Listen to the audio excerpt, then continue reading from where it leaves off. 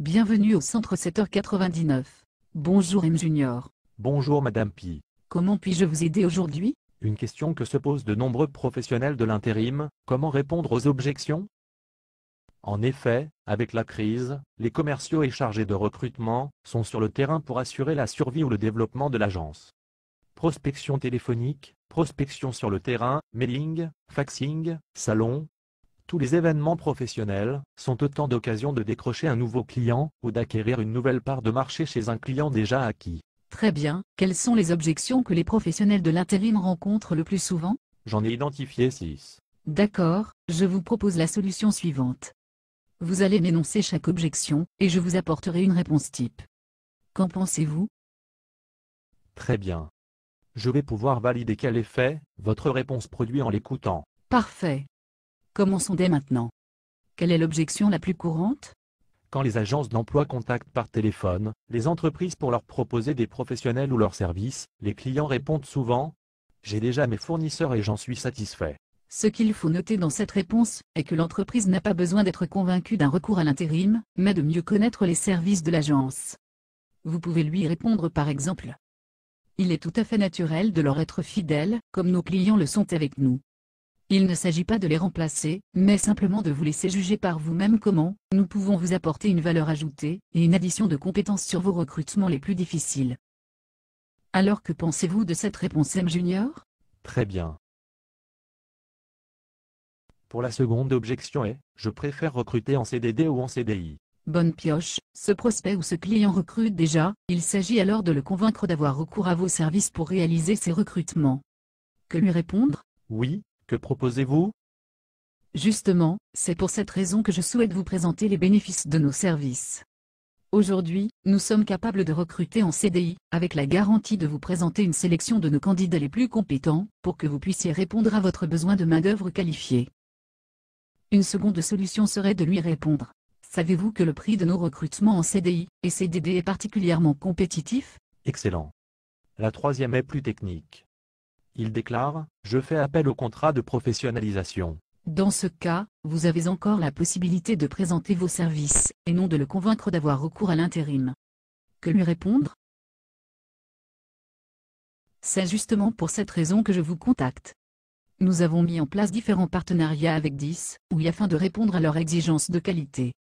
Aujourd'hui, nous sommes en mesure de proposer différents profils en contrat de professionnalisation tout en vous permettant de vous dégager de toutes les démarches administratives.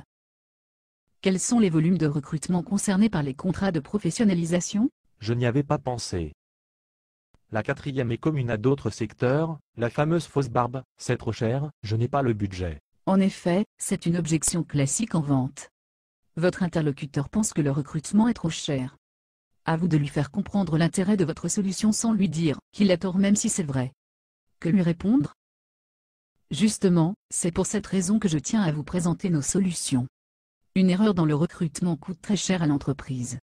Aujourd'hui, nous sommes capables de vous présenter différents candidats au meilleur rapport qualité-prix. En cas de rupture de contrat avec le candidat de votre part, nous sommes en mesure de vous offrir un nouveau candidat sans coût de recherche supplémentaire. Qu'en pensez-vous? Parfait Madame Pi. La cinquième est dans l'air du temps avec la crise, il s'agit du fameux « je ne recrute pas actuellement ». Il est possible qu'elle soit vraie. Votre interlocuteur n'a pas de projet de recrutement à court ou à moyen terme. Qu'en sera-t-il en cas d'arrêt maladie ou d'accident du travail? Que lui répondre?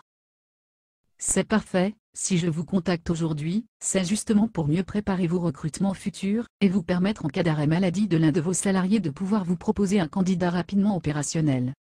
Quand êtes-vous disponible? Relancé par une question, c'est vrai les commerciaux oublient souvent cette technique.